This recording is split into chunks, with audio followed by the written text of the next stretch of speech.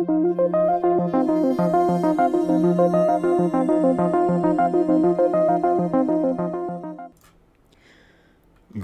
everyone and welcome to SpaceWeek Live for Sunday, November 11th, 2020. As always, I'm your host, Rawspace. We had a hugely eventful week, so let's get started. Last Sunday, SpaceX and NASA's much-anticipated Crew-1 mission lifted off from historic Launch Complex 39A. If I switch my... Doop. At Kennedy Space Center on a SpaceX Falcon 9 rocket. On board were 4 Expedition 64 crew members, Michael Hopkins, Victor Glover, and Shannon Walker, all from the U.S., and Soichi Noguchi from Japan. This was Glover's first spaceflight, Hopkins and Walker's second. Noguchi now has the distinct honor of being the first person to fly 3 times to space on 3 different vehicles, the Space Shuttle, Soyuz, and now Crew Dragon. The marathon live stream, let me tone this down a bit, because I's loud. The marathon live stream started 4 hours before the launch, with the crew suiting up, rolling out to the launch pad, and getting into the Crew Dragon spacecraft. For a while, the weather was only 50% go, but they managed to push through for a flawless launch.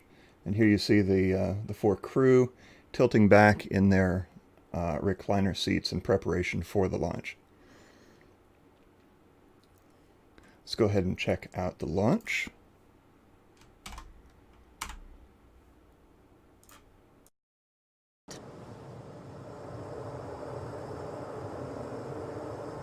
-20 seconds till liftoff. T-minus 15 seconds. Falcon 9 is configured for flight. 10, 9, 8, 7, 6, 5, 4, 3, 2, 1, 0. Ignition. Liftoff. And resilience rises. Not even gravity contains humanity when we explore as one for all.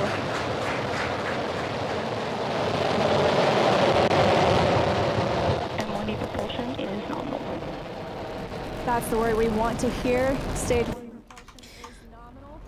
So, successful launch, and this marked the historic first ever commercial crew launch, and the first time an ISS expedition crew launched from U.S. soil since the Space Shuttle was retired back in 2011. Live coverage continued all day and all night, or all night and all day the next day, even as the crew slept. Now, it was supposed to take off the day before, but they were delayed by 1 day due to the wind conditions, and because of the orbital mechanics involved, the ascent was going to take them longer, and they also incorporated a crew sleep cycle into the mission, which extended the flight time from launch to docking from about 12 hours to like 35. But they were fine. The Crew Dragon is a roomy craft, and they were able to sleep a full 8 hours. And yeah. So finally, in the wee hours of, here we see, what do we have here? Oh yes, there's zero gravity. This is not a video, this is a picture. The zero gravity indicator on this flight. So it's tradition when humans launch to space, whether it's on a Soyuz or now Crew Dragon, to carry a plush animal of some sort, a plush something, to so that when they reach zero gravity, it floats around, and they call it a zero gravity indicator. The zero gravity indicator on this flight was Baby Yoda from The Mandalorian. So I'm sure sales of that particular toy went through the roof after this launch. Then finally, in the wee hours of Tuesday, Florida time, Crew Dragon docked with the space station. After a couple hours of leak tests and some trouble with the hatch, the crew were finally able to come aboard, where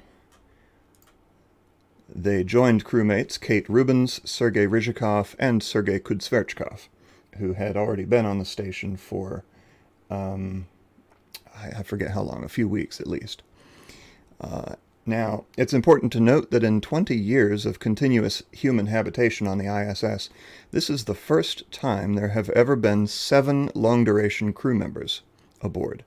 Even in the space shuttle era, when there could be up to 11 crew on the ISS, the shuttle never stayed for very long, and only 6 crew would be left on the station, corresponding to the number of seats available on the 2 Soyuz spacecraft that could bring them back down to Earth in an emergency.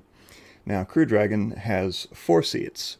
It's designed to accommodate up to 7, but for NASA missions, they will be limited to 4. So now we have 7 crew members aboard.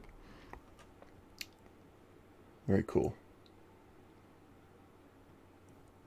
So, at the same time that Crew-1 was en route to the space station last Monday, Arianespace suffered a big loss as their Vega rocket carrying the Spanish and French satellites Ceosat Ingenio and Taranis failed to reach orbit. The launch looked good, as well as the second and third stages, but the fourth stage's trajectory degraded, and the mission was lost. Arianespace believes it was literally a case of crossed wires.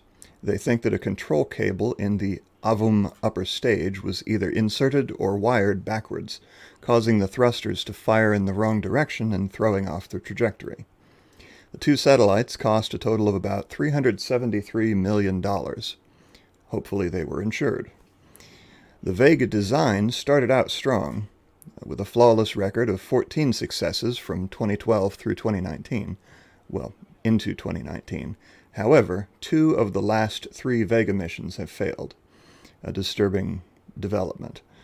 Last year, the United Arab Emirates Falcon 1 satellite was lost when Vega's trajectory faltered after the second stage ignition, or concurrent with the second stage ignition. According to the Independent Inquiry Commission, that failure may have been caused by a thermal protection design flaw on the second stage's forward dome. I always thought it was a problem with the propulsion, but apparently the Independent Inquiry Commission found otherwise. The $411 million Falcon 1 satellite remains the largest space insurance claim ever. The UAE retained Arianespace as the launch provider for their Falcon 2 satellite, but the vehicle was changed to a Soyuz rocket, which will actually be launching later this week. More on that later. There were better fortunes on Thursday, when Rocket Lab succeeded in their first attempt to recover an Electron first stage booster. After the stage separation, the first stage deployed drogues, then unfurled its main parachute to splash down gently in the Pacific. On a future mission, Rocket Lab plans to snatch their booster right out of the air by grabbing the parachute line with a helicopter. This launch, called Return to Sender, delivered 30 small payloads for various customers into low Earth orbit. This included a very special payload for Gabe Newell, billionaire co-founder of the video game company Valve Software, the garden gnome from Half-Life 2, which I will now forward to. The garden gnome from the game Half-Life 2, lovingly called Gnome Chomsky. In the game, there's a special achievement you can unlock by placing the gnome on a rocket and launching it to space. Gnome Chomsky is a play on the name of famed linguist, philosopher, and activist Noam Chomsky. The gnome that wrote Electron was made by Weta Workshop, the New Zealand-based special effects and movie prop company founded by Lord of the Rings director Peter Jackson, also a New Zealander. Kiwis all around. Yeah, so, oh yes, the splashdown. So the booster, yes, deployed drogues, deployed the main parachute, and then splashed down in the Pacific. Now, that parachute looks circular, which is different than the parachutes we've seen on the test drops they've done previously with the boosters, not launches, but just test drops like from an airplane, which were rectangular and more directional. I think that possibly, I don't know, I guess we'll see what the final parachute design looks like. But that doesn't look like the parachutes that we've seen before. But it could be that this is a simplified parachute, just so that in order to, for the purposes of the splashdown. But we shall see. And we see it there in the tweet that Elon Musk congratulated them. Why do I have... Pete's sake. This is why I need people. I need people to do this stuff. I have caption text, which was applicable to the Arianespace launch from last week. Sorry. Anyway, people are probably mentioning that in the chat, but I can't do so many things at once. So then yesterday, a SpaceX Falcon 9 launched the Sentinel-6 Michael Freilich, named in honor of the former director of NASA's Earth Science Division. The mission was a collaboration between NASA, the European Space Agency, the National Oceanographic and Atmospheric Association, CNES, which is the French space agency, and EUMETSAT. I believe it was manufactured by Thales Alenia Space. It will very carefully monitor the global sea levels, adding to the data collection accumulated by the Jason series of satellites and Topex Poseidon before that, way back in 1992. Now, there was one other event from the past week. Let me just jump to it here. And that was a surprise spacewalk by the Russians. So it was a spacewalk with the Sergeys, Sergei Ryzhikov and Sergei Kudzverchkov. They performed a number of tasks, including washing windows, and they attempted to install, you see that, you can't see my mouse cursor, but do you see that white cylinder that's sort of floating around between the two cosmonauts there? They attempted to, that's a water flow control device that they attempted to install on the Poisk module, which is that sort of puffy module sticking up from the space station as we see it here in this view. And that's so their first task of the spacewalk was to evaluate Poisk for as an airlock, and because they haven't egressed from Poisk before, so they evaluated Poisk as an airlock, and I believe that was successful. But this water flow control, they were going to install this new one, but there was a stuck bolt that they couldn't get unstuck, and so they had to cancel that portion of the spacewalk. They brought the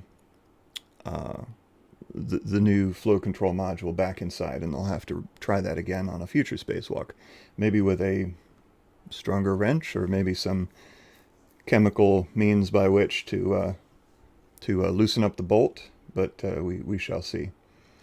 But this was the first Russian spacewalk. I think the first Russian spacewalk we've seen since the one where they verified the patched hole on the outside of the one module. Was it Zarya or a Soyuz? I think it was a Soyuz, where they had, like, who was Oleg Skripochka or one of those guys hacking away at the module with a knife. It was made for some unique and hilarious coverage. But yeah, so congrats to them. And let's see. So that was it for this past week. It was a big week, but let's look ahead to this week. Oh, yes. Okay, so You know what? I'm just going to switch to, boom, there we go.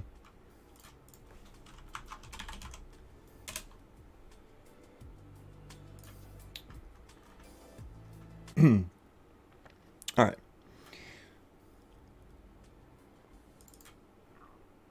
Oh, my head is in the way. All right.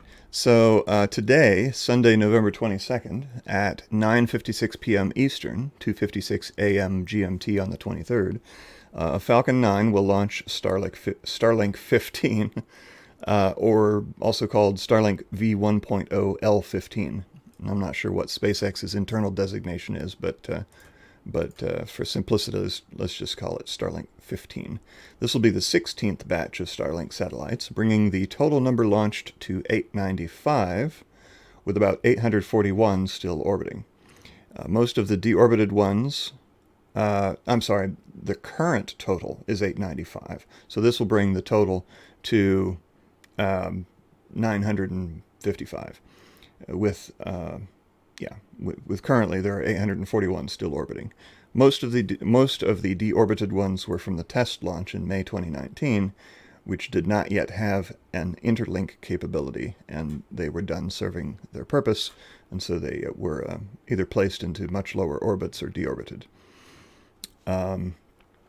According to the space devs who provide launch schedules for websites like nextrocket.space, on Monday, November 23rd at 3 p.m. Eastern, 8 p.m. GMT, the Chang'e 5 lunar sample return will launch on a Long March 5 from Wenchang, China. According to NASA, the launch is slated for November 24th. According to China, it's late November. Whenever it launches, we are not expecting any live coverage. This will be the first lunar sample return mission attempted by anyone since the Soviet Luna 24 mission in 1976, coincidentally the year I was born. This will also be the second production mission for the Long March 5 rocket, the first of which was the Tianwen-1 Mars probe back in July, which, as you may recall, did actually have live coverage, sort of, sideways. All we could get were bootleg cell phone videos from Chinese citizens. We got to see it, but sort of, yeah.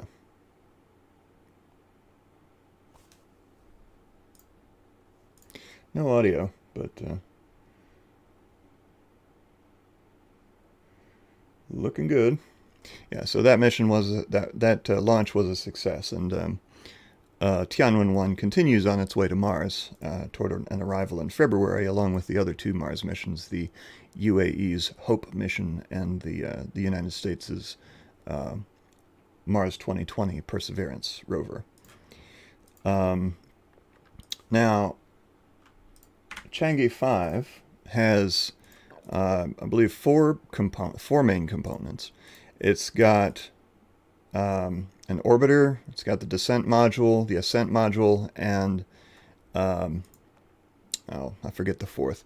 But yeah, so they actually made a twin of Chang'e 5, which is designated Chang'e 6, but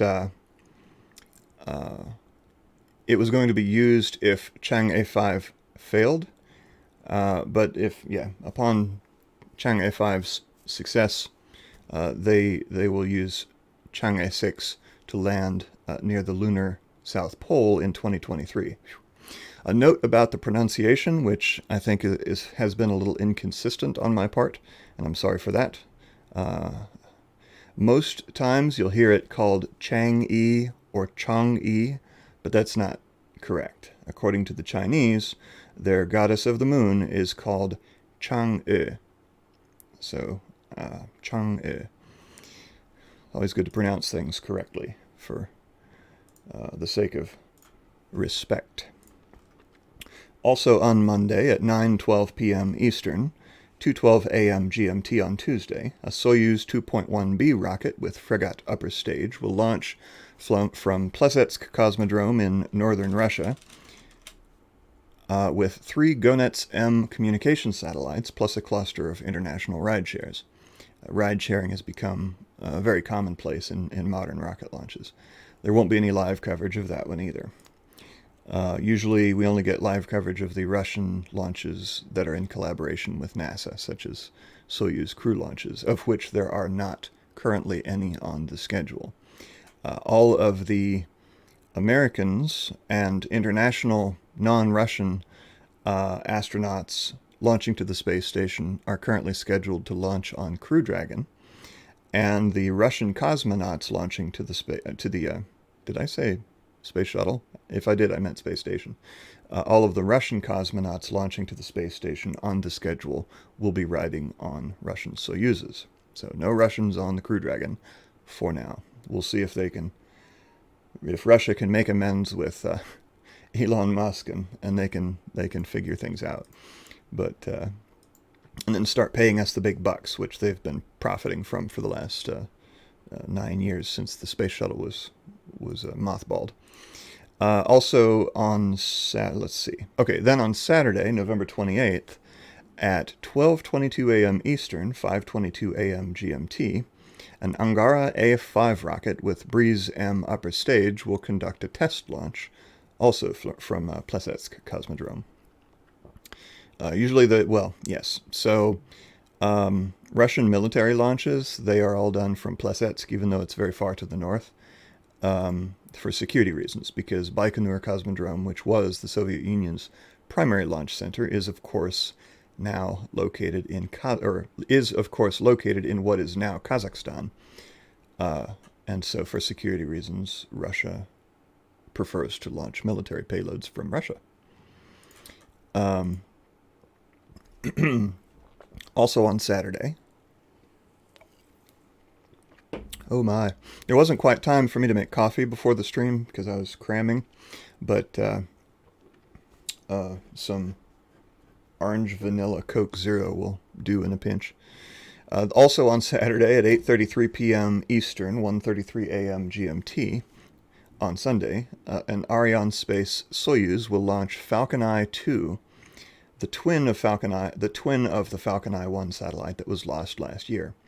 So, they stuck with Arianespace, but they switched vehicles from Vega to the Soyuz.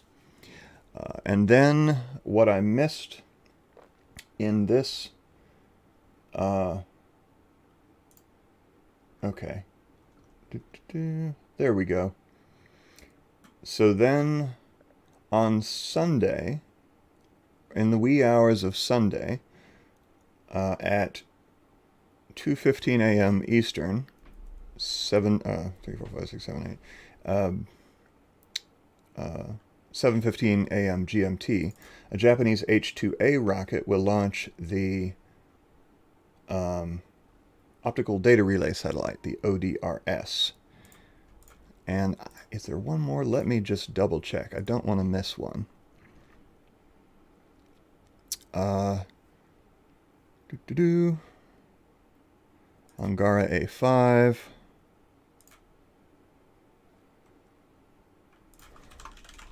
One moment. Sunday is the 29th. Falcon Eye 2, ODRS. Okay, so that's all I've got on the schedule for next week, or for this coming week. Now, as always, launch schedules change all the time, and there's likely to be delays or scrubs due to weather or technical issues. Launches may pop up on the schedule that I was previously unaware of. I know that Virgin Orbit is planning to launch their Launcher 1 rocket from underneath Cosmic Girl, their 747 carrier plane, at some point later this year. It's not likely to be in the next week, but something to look forward to. The last time they attempted that, it was not successful. It failed pretty much immediately. They lost thrust essentially right after launching. But hopefully they have better luck this next time. Now, There we go. Time for questions. Go ahead and ask away. Make sure to tag my name, Rawspace, so that I see the question in the chat, and I will start at the beginning, looking only for tags of my name. So if you did not tag my name, I won't be paying any attention to your question. Okay, first question from Chris V. Hey, Rawspace, do you want me to try to collect questions today? That's terribly ironic. Sure. Well, no, actually. No, that's fine. We'll try it another time. Maybe we'll have a practice run or something. All right. Let's see.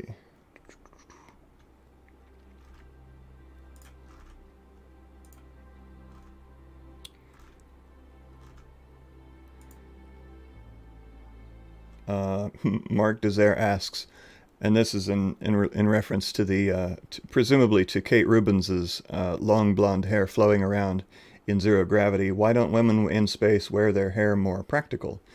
Because zero G don't care. I don't know.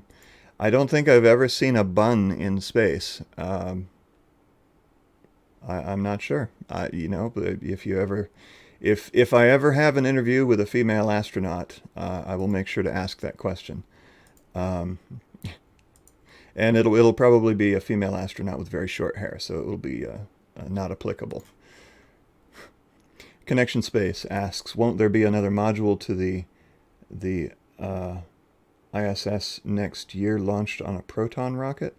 I'm not aware of any new modules to be launched. I mean, the ISS is nearing the end of its contract life. It's been up there for 22 years and continuously inhabited for 20 years. And it's only funded through the next few years. Plus, the United States is in the process of undergoing a change in management, as you may be aware from the recent election. So space policy and space priorities are yet to be determined, and we'll have to see, you know, what the new administration does in terms of, you know, whether they want to continue funding the ISS beyond, what is it, 2027 or whatever the current end date is. But I'm not aware of any new modules going up. The only new, main components going up that recently were the batteries that were installed over the course of many spacewalks to replace the new lithium-ion batteries that were installed to replace the old nickel hydrogen batteries along the truss structure. Chris V asking regarding the Vega failure. So it was the fourth stage that failed. It was so late in flight, past most atmosphere. How did it go so out of control like that? Well, the thinking is that, I mean, it was up in space at that point. It wasn't, it wasn't in any sort of thick atmosphere.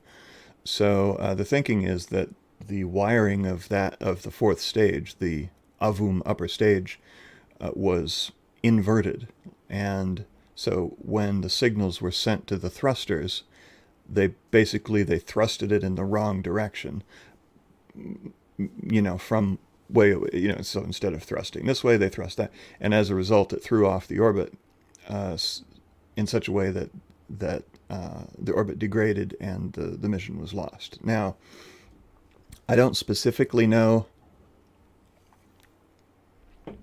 how long it took from the time of the fourth stage ignition to the time of deorbit. It might have orbited a while after that. I'm not sure, but that information may be out there somewhere, but I have not seen it. But that was the theory, is that it actually boosted in the wrong direction because it was reversed.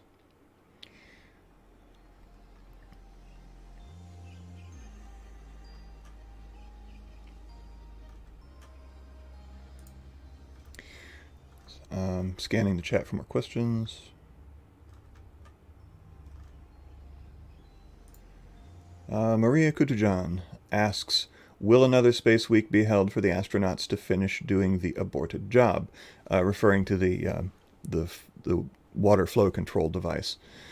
Yeah, I mean, there are always spacewalks on the radar, tasks that need to be done on and around the space station, and so the installation of the flow control device will have to wait until one of those future spacewalks. But they did state during the live stream that the current water flow control device on Poisk is functioning. So it's not a matter of they have to replace it because the old one's broken. They were just preemptively replacing one that had been in service for a while.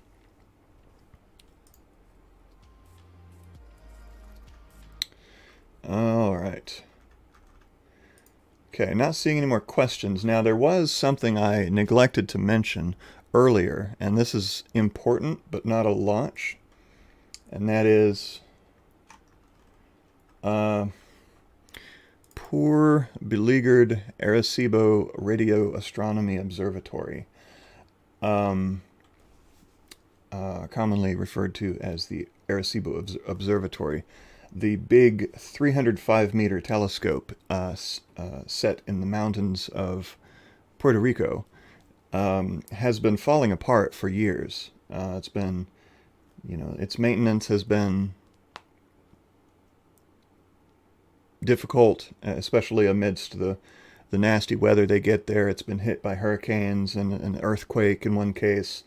And they seem to have miscalculated the longevity of the main cables that hold up that huge,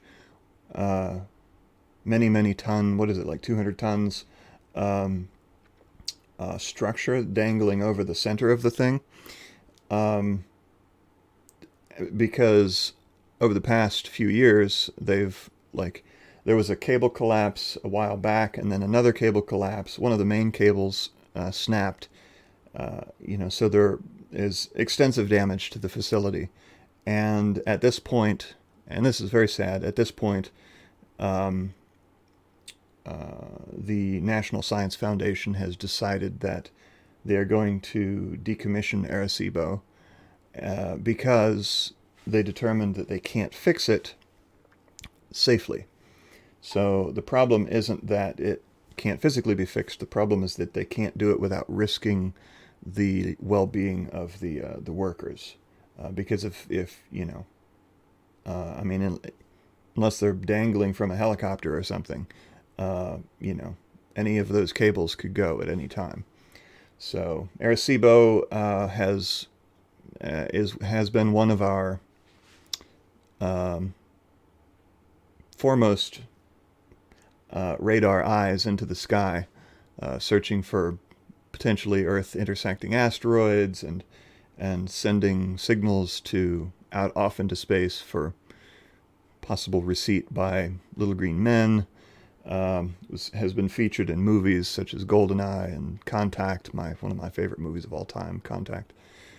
Yeah, it looks like Arecibo is end of life, and hopefully the loss of Arecibo generates enough interest that there is the political will to fund a new telescope, because we need all we can get, especially since this one was unique in the Western world. There's only one telescope bigger, and that's in China, and they don't share their data. So, all right, one more thing. New members. Let me get the list, as I forgot to write it down.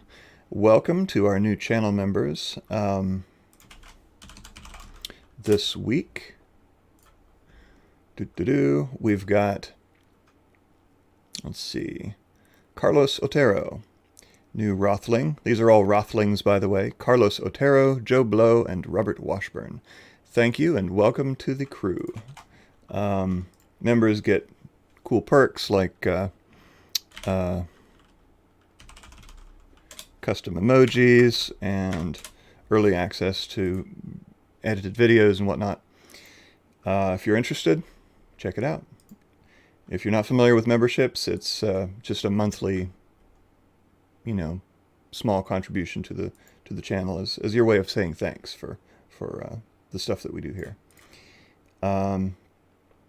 So Chris V. Okay, so Chris V is reiterating Connection Space's question about the module being added to the ISS. And again, I'm not aware of any new modules being sent up. I could be wrong. I mean, maybe there's another experimental module like the inflatable one that they have up there, but I'm not aware of it. So